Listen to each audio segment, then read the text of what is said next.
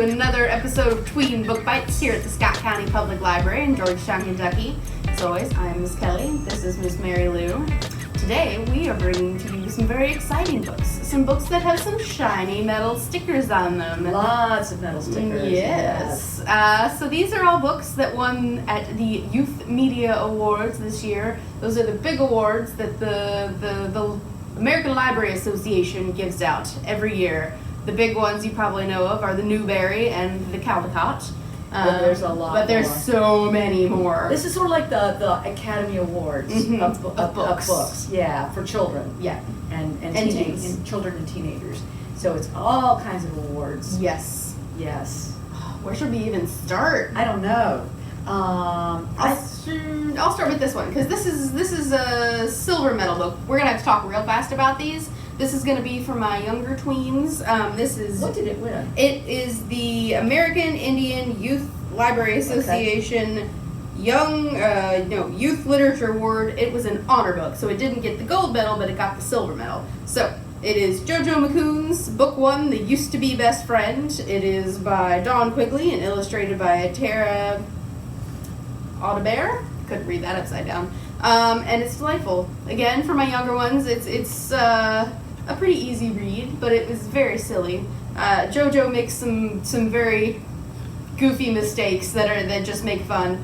My favorite is probably when she goes to Jim and she's like, "Hey, Mr. Jim," and he's like, "Why do you always call me Jim?" You do know, like, my name is this. And she's like, "Well, but our teacher said we're always going to gym," and he's like, "Well, yeah, the gymnasium, GYM." But, like, it's okay, you can keep calling me Mr. Jim. She's like, I knew I liked him for a reason. She's really cute. She is really cute. She's Yeah, really cute. It's precious. It's from the Heart Drum imprint, which is all written and created by indigenous creators. Hence why it won the American Indian Youth Literature Award. And this is found in our J series section with the ones with the orange labels. Yeah. Well, I'm going to talk about another one for younger readers also. And this book is a picture book, and it's called Watercress, and it was written by Andrea Wang, and illustrated by Jason Chen. And normally I wouldn't talk about a Caldecott winner. This book won the Caldecott Gold. Caldecott medals are for the best illustrations. It doesn't have to be in a picture book. Like some novels have actually won the Caldecott that are heavily illustrated. Dancer and Minlay were robbed a few years ago. Robbed. For Drawn together. Oh gosh. The pictures were that book. Yeah, that was really beautiful. Right. But this one won the Caldecott Gold. But the reason I'm going to talk about it today is because it also won the Newbery, which is unusual. Picture books. Newbery Honor. Newbery Silver. Not many picture books get the Newbery, but the Newbery Award goes from age 0 to 14. So occasionally a picture book will win, and this did win a silver medal. It also won a medal for Asian Pacific American Award for Literature as well. So this won lots of medals. It's a lovely story. I've read it multiple times, and it's based on the author's experience. Her parents were immigrants from China, and they were poor, but not as poor as her parents had been in China. They had lived through a great famine. But one day they're driving down the road, and her parents see watercress, which is growing in a ditch, and the parents make the kids get out and pick watercress, and the author, is mortified that they're having to do this, and she's so mad she refuses to eat it when she gets home. And that's when her mother tells her about growing up during the famine, the Great Famine in China. So it's a beautiful book. The illustrations are gorgeous. The story is very moving about what it feels like to be an outsider, what it feels like to be an immigrant, what it feels like to be poor, particularly compared to all your peers. It's a beautiful book. Watercress. Also, like watercress is delicious. I will jump to a different award. This book I have actually already talked about on Book Bites, so I will only talk a teeny tiny bit. But it won the Batchelor Award, which is an award for books that were previously published in another country and another language, and then translated into English. And they're good. They're always really good. Sometimes they're a little odd, just because from an American standpoint, it's not something that we would necessarily come up with. But The Murderers always Eight, really that book, that murder, the one about the Oh, eight. yeah. Oh, I love that book and that one about Chelder. Yeah. So this is Temple Alley Summer by it's covered up. That's annoying. Sachiko Kashiwaba. And also, fun fact, I don't think I mentioned it. This book is a heavy influence for Studio Ghibli founder Hayao Miyazaki. So if you're a fan of that, you should definitely read this book. Basically, it's a ghost story and also a story about the main character Kazu, his family and their history and where did this ghost come from and why is she here. It's really good. Highly suggest. Nice. I'm going to talk about another Newbery Silver winner. This is a silver winner. This is one of my very favorite books from this year. It is called Red, White, and Whole, and it was written by Rajani. Thank you, Rajani LaRocca. And this is the story of a girl. She's the only child of immigrants from India, and her parents scrimp and save to send her to the best private school in their town. They do without a lot of things so that she can go to this school. And her name is Reha. She is a very smart girl and she's very serious and she works really hard. She feels like she would like to have a little bit more freedom, but she's very respectful of her parents. Her weekdays are spent in school, in this culture where she feels like she doesn't quite fit in, but she doesn't focus on that a whole lot. And then her weekends are spent just immersed in Indian culture, because there's a small Indian community where she's growing up, where they spend their weekends. They're dressed in Indian clothing, they eat Indian food, they get together and watch Indian movies and dance to Indian music. And so she's kind of living in two worlds. She begins to develop some friendships. She meets a girl that's really smart and serious like her, and she gets a language arts partner whose name is Pete, who is also serious and kind of nerdy, and she has her first romance. It's really, really sweet. But then there's a serious turn of events. Yeah, there is. I was like, man, you're making this sound so happy, Mary Lou. No, there's a very serious turn of events within her family, Oh. which really alters her world. I don't want to tell you what it is. Mm-mm. But what I love about this book is it's based on the author's life. She grew up in Louisville, Kentucky, in this immigrant community. She went on to Harvard Medical School, and she is now a doctor at Harvard, but she is also writing like 1 million books. Like 5 for books kids. a year? It's crazy. She's written a number of tween novels, some of which I've book talked to you all. She's written picture books, and she's writing nonfiction as well. She's fabulous. I don't know how she does it all. Plus, she's a wife and mother. So she's a very busy woman. Yeah. Red, White, and Whole. I put this book into so many hands. It's so good. It's written in verse. So she tells the story with like a real economy of language. And yet, what a wallop it packs. It's a very powerful story. It's so good. Red, White, and Whole by Rajani LaRocca. Okay, I'm going to skip. Oh, I don't. I didn't put a seal on this one because it's an extra copy. Snyder. No. No. It is the Snyder Family Book Award, isn't it? For Yes. Person with a Disability? Yes. Yeah. So this is an honor book for that. Stunt Boy in the Meantime by Jason Reynolds. Drawings by Raoul III. So in case you didn't hear, the Snyder Family Book Award presents some form of disability in their story. Yes. So here we've got Stunt Boy. He lives in what he calls his castle. It's in the apartment building. He's friends with most everybody in the building. He knows them except for this one kid that's like really terrible. Herbert Singletary, he calls them the worst. Herbert Singletary the worst. But he's also got his best friend whose name is Zola, and she lives like a door and a half down because there's this like tiny little door between their two apartments. And so they are best friends like from the minute she moves in. And they're talking, they like the same superhero show. They have very similar interests. But Stunt Boy here, whose real name is Portico, he has got what he calls the frets. Some serious anxiety situations going on. Bless his little heart. But Zola is like, no, you're a superhero. You're the superhero that saves superheroes. So then he becomes Stunt Boy, and he's always looking out for everybody, but he doesn't want the attention. He very much doesn't want the attention, but he's like, no, I'm gonna watch out, and I'm gonna make sure nothing bad happens. Partly because the bad things cause him the frets, but also because he's a good kid.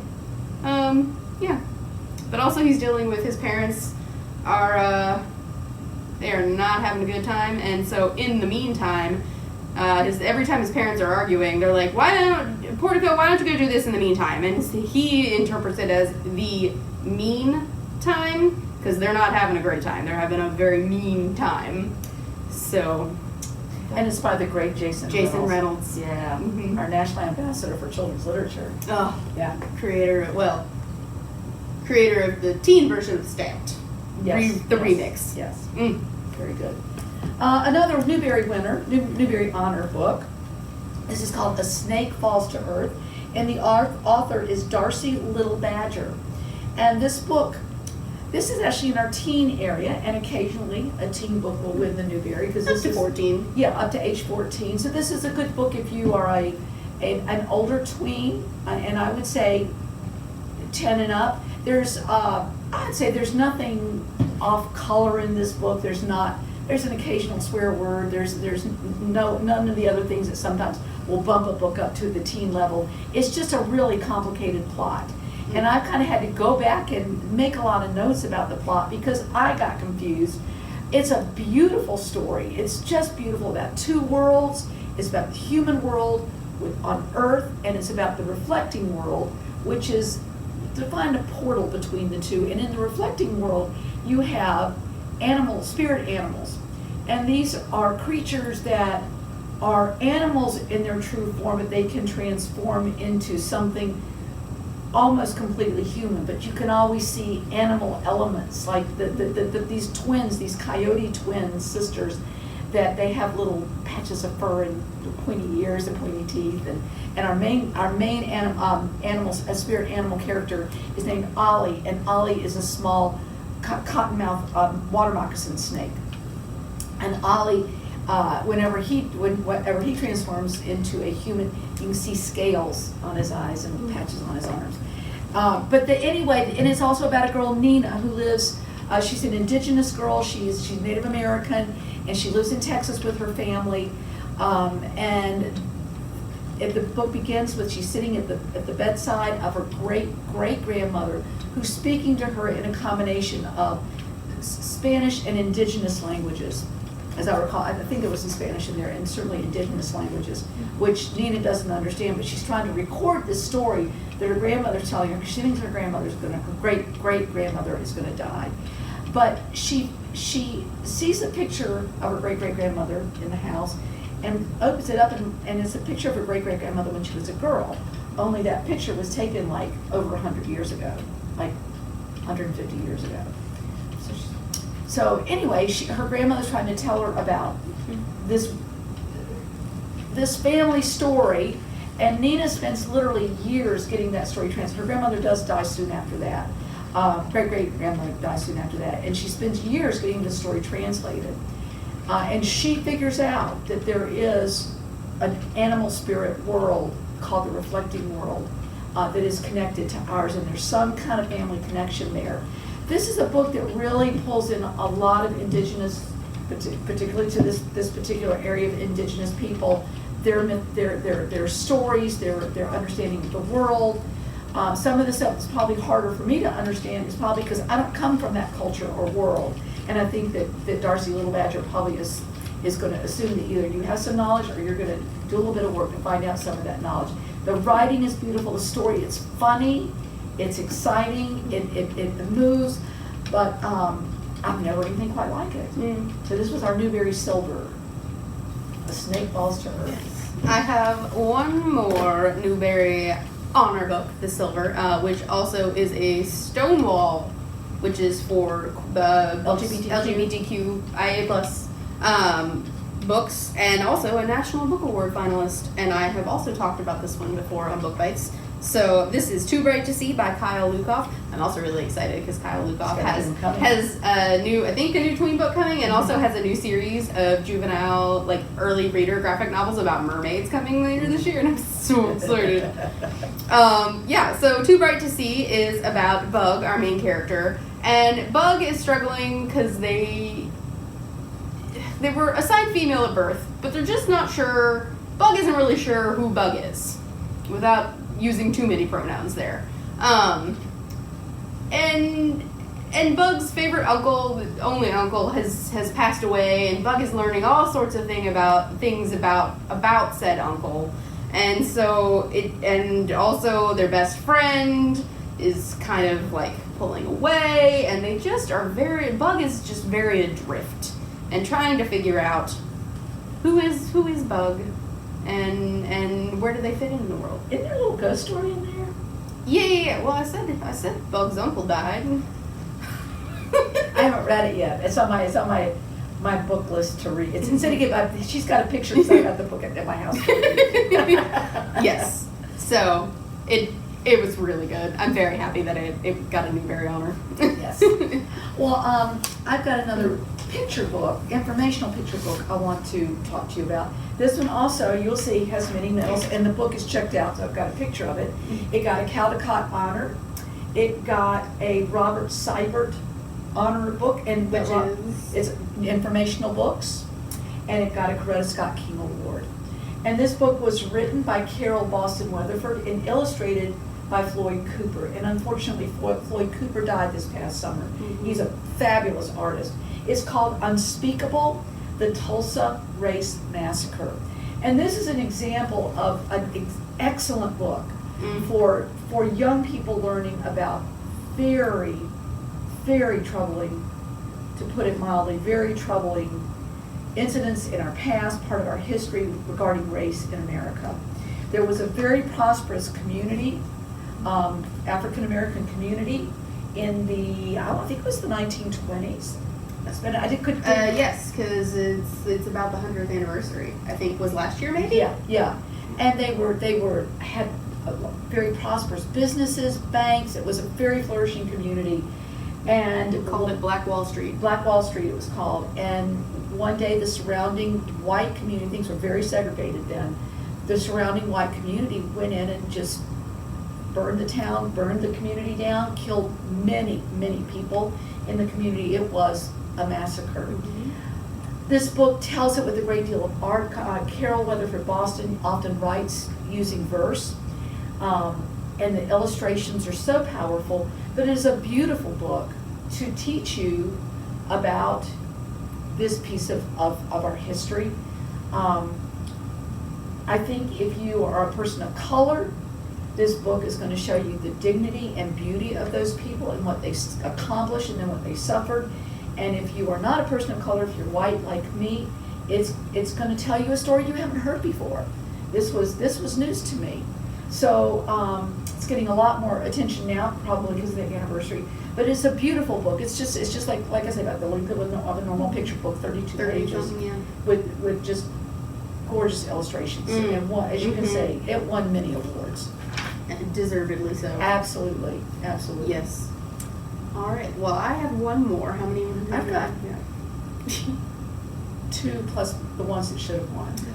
Okay. All right. I'll do one more. You do one more, and then I'm going to show you the one here that won the YALSA Excellence in Nonfiction, which is young adult. These are generally considered teen books. So occasionally we have some in the J area. We have a whole stack. This is written by Gail Jarrow, and she writes books. This is a whole stack here of books that she's written. They're all in the teen area. I bought some of them for the tween area and then looked at the pictures. No. She writes about medical history, and she's particularly interested in infectious diseases and how we learned what infectious diseases were about. And there's typhoid Mary, the bubonic plague, blood and germs. That's about medical treatment during the Civil War. That's a great title. Some of the pictures in here are really harrowing, and I thought, I'm going to put that in the teen area. This book has some descriptions in it that you don't want to be eating while you read it, but it doesn't have the gory pictures. I'm going to keep this in the tween area. And this is about Andrew Garfield, who was our 20th president. Oh, don't look at me. He became president of the United States in 1880, not too long after the Civil War. And I believe he was the 20th. I believe that's right. And he was, the country was very divided then, not unlike our time, and he was considered a great unifier, which is he didn't even plan to run for president. And in a very hotly fought nominating convention, he ended up being the person they just sort of pulled out because the other two candidates were too divisive, and he was trying to bring everybody together. They said, well, let's nominate. Sounds good. And doggone if he didn't win. But shortly after he won, there was a man who was stalking him. He didn't realize he was being stalked, but this guy had tried to work on his campaign, really didn't do much. He was sort of a drifter, and he was a con man, and he was a mentally disturbed person. And he wanted a position on Garfield's cabinet. And Garfield, of course, wasn't going to do that. And the man got really ticked off, and then he thought he got a message from God telling him to kill Andrew Garfield. So he shot him in the back. It happened in a train station. Garfield was on his way to see his family, and he got shot twice in the back. And he didn't die right away. They called doctors and medical people, laying him on the floor of the train station, opening up the wound. And at that point, they were just beginning to understand about germs infecting and the importance of cleanliness. But American doctors didn't quite buy it yet. So they come in there, these doctors, he's laying there bleeding, and they're sticking their finger in the wound. They don't wash their finger. They're laying him on the floor where everybody's been walking, the open wound exposed, and trying to find the bullet.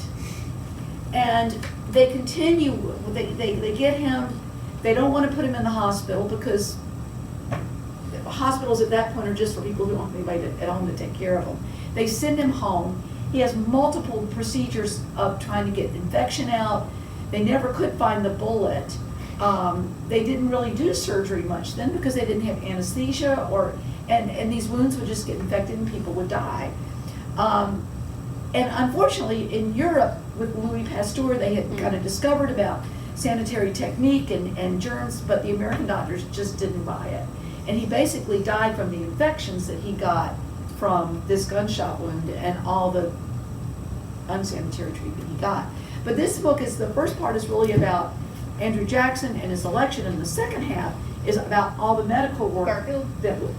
I keep Jackson. Garfield, thank you. Andrew Garfield. All the medical work that was done and what they were learning. I learned that Listerine was created by a Dr. Lister for sanitizing wounds. That explains why it burns. Yeah, just interesting stuff that you find out. And this is just great. If you think, when I was a kid, all the history stuff, it was so dry and boring. This is so interesting. So this won the gold medal, Ambush, the Assassination Plot Against President Garfield by Gail Jarrow. And she, like I say, if you're interested in medicine. Looks like she's also been a Cyber Honor winner before. Yes, previous books. The Blood and Germs of Red Madness, got Pellagra.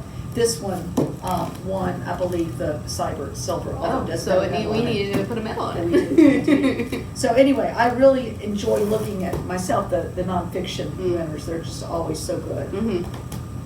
All right, so I have one more to talk about. Okay, and then I save that for the climax here. I think that'd be fun. All right, this was one of my favorites, and this did not win all the medals that it should have. This cover should be covered in medals. This is called The Genius Under the Table, and it's subtitled Growing Up Behind the Iron Curtain, and it's written by Eugene Yelchin.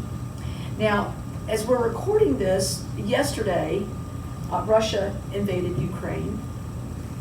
And so that country is at war, trying to save itself from being taken over by another country.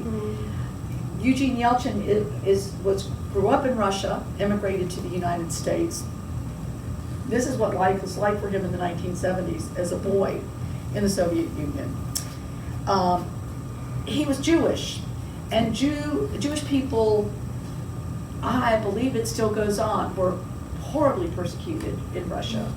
And even though both of his parents had decent jobs, both of them, they could not progress any higher than they did. His father had been in the military, and he went up as high as he could, but certain positions were not open to Jews.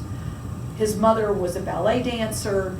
She wanted to be in the ballet theater. They wouldn't let her because they didn't accept Jews, so she got to be a stage manager. So she worked behind the curtains. And for those of you that know anything about ballet, and the great ballet dancer Mikhail Baryshnikov that defected from Russia, danced in the company. His mother knew Baryshnikov. In fact, Yelchin got some of his hand-me-down clothes that his mother would tailor to fit him. Well, but they lived in an apartment. This was typical of the Soviet Union. That they shared with multiple other families, and each family got a room in the apartment. And the KGB agent, KGB are the government spies in Russia, and every apartment had a KGB agent living with them that would report back to the government any anti-government talk that went on in this apartment amongst all these families. And every night, Eugene's father would have to push all the furniture aside. They had the living room, so that they could put down cots or bedrolls on the floor and sleep, because they did everything in that one room. And Eugene got to sleep underneath the table. They had a table in there, and he slept under there. And his father owned one pencil. His father was a poet, and he stole his father's pencil. His father never could figure out what happened to his one pencil. And Eugene would draw on underneath the table at night. And the book is filled with his illustrations that he pulled from his memory of the pictures he drew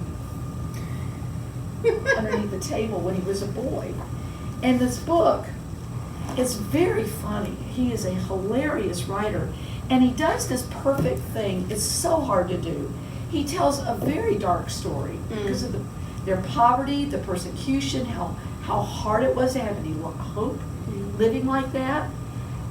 And yet he gives it such a light touch that you see how hard it was, but you also are laughing and crying with him throughout all of this. And particularly as he discovers himself as an artist, and his parents, I will say in Russia the arts are highly honored, and his parents immediately got him an art teacher when they found all his drawings. But this is wonderful. It's not a very long book, and I think there's probably going to be more, because this kind of leaves you hanging at the end. I think he's probably going to write one or two sequels to this of the rest of his life, because it kind of ends when he's about 12. It's fabulous, The Genius Under the Table. Okay, I'm done, except the books that should have won. So okay, you take it away. So, for my final book, this book, The Last Quintista by Donna Barbara Higuera, who is a Newbery medalist in her right for her previous book. Is that, she wrote Lupe Wong Won't Dance. Yes. I love that book. Yes. I book talked that about baseball. Yes. Yeah. Well, this is not a baseball story. But it did win the Newbery medal. It's got the big shiny gold one. And it also won the Pura Belpré medal, which is for books with Latinx basis. And, it's so good. And it's science fiction. I am taking a class right now, and I had to read this book for class. And in the discussion, we were talking about how awesome it was that a science fiction book won, because never happened. And there was one. I looked back in history. I don't remember what it was. I'll have to look it up. But there was like one. I think The Giver technically is counted as science fiction. It's dystopian. Yeah. But like science fiction it doesn't win. And I love science fiction. It's one of my favorite genres. And I don't think that it's very well done in tween books. It just isn't. Some of it's fun. It's fun. Yeah, but it's just like good science fiction says something about humanity. This book is, oh my god, so good. So our main character, Petra, is she and her younger brother and her parents, at the beginning of the book, are on their way to be put in stasis for a couple hundred years on a ship because Halley's Comet has been knocked off its orbit. Orbit, thank you. Yes, that's the word. Knocked off orbit, and it's going to hit the Earth, and nothing is making it out of that. So the government has these like 3 enormous ships that they had been some like multinational company was like, we're gonna do space travel, it's gonna be great. So they already had these ships, but they have retrofitted them, and they've taken like the greatest minds in the world, so like all scientists and stuff, so that they can restart life on another planet. And they found one that they think is going to work, but it's gonna take hundreds of years to get there.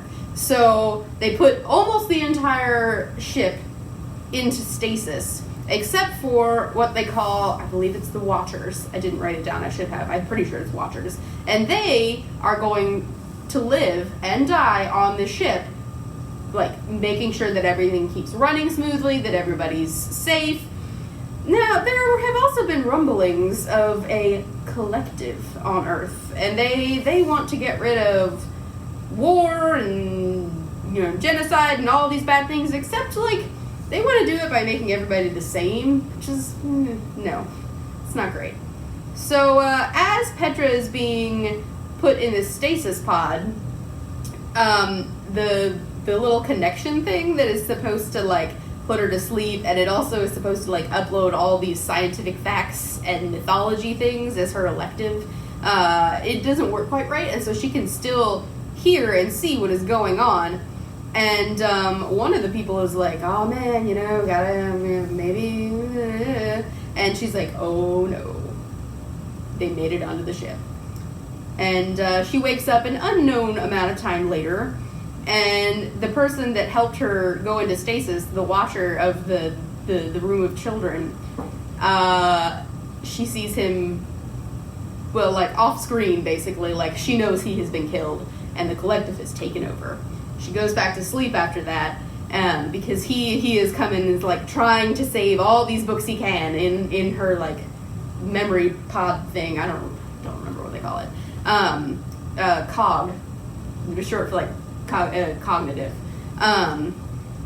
And so she wakes up again later, and she is not supposed to remember who she is. She is supposed to be known as Zeta 1, because the collective has completely taken over the ship. They have reached their destination, but Petra can tell that things are not, other than the fact that the collective has taken over and has clearly, like, they have genetically modified themselves so that everybody is, like, super similar. They're all, like, super pasty and, like see-through skin creepy. So, like, you can see all the blood vessels and stuff. So they're all like, the same, basically. And so that's not great, but you can also tell that there is something going on maybe down on the planet. And because of the science that Petra, the knowledge that has been instilled in her, she and the rest of the Zetas, they are sent down. They have become the collective's, like, workers, basically slaves. And they do whatever they're told. And Petra is like, I've got to find a way out of this. And she uses her cuentos that she learns from her grandmother, her stories, because Petra is a storyteller at heart, not a scientist. And it is just so good. Oh my gosh. I'm excited. I mean, the reason she's holding a piece of paper is because that book is sitting by my reading chair. Good. Put it on hold. Not yet. It's so good. So, these two should have won too. I won't say much about these because I'm going to book talk these later when they come up. But Just Like That by Gary Schmidt. If you've read The Wednesday Wars or Okay for Now, that's sort of a trilogy. They are not dependent on each other, but there's the same group of characters that are interrelated in the 3 books, and it helps if you have that little bit of background, particularly for something that happens at the very beginning of this book. And then Amber and Clay, which is the most amazing piece of historical fiction I think I've ever read, that takes place in ancient Greece. And it is 2 narrators, a slave boy and an aristocratic girl that are telling this story. But there's also a museum in here with all these artifacts, pictures of artifacts. And the scenes for it, if you've ever looked at Grecian urns, which I've looked at a lot of Grecian urns because I had one of my daughters was obsessed with Greek mythology when she was a child. And when I took her to the Met Museum in New York City, that's all she would do is look at Grecian urns. But anyway, there's lots of pictures of Grecian urns that illustrate the things that are going on in the story. I've never read a book quite like it. It's so creative, so well done. Laura Amy Schlitz wrote this book, and she's always good. Gary Schmidt wrote this one, and he's always good. So these are two that have got the Mary Lou medal. And they both, I'm going to give them both gold. There you go. Yes. More detail at a different time. So all fantastic books. Yes, So yes, good. yes. You should definitely read them all when you get the chance.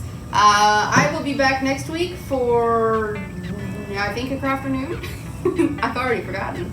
But Mary Lou and I will be back next month for Funny Books. Yes. Yes, it will be April 1st. But it's no joke that we're giving Funny Books. So, we will see you then. Happy reading. Come see us. Bye, guys. Bye.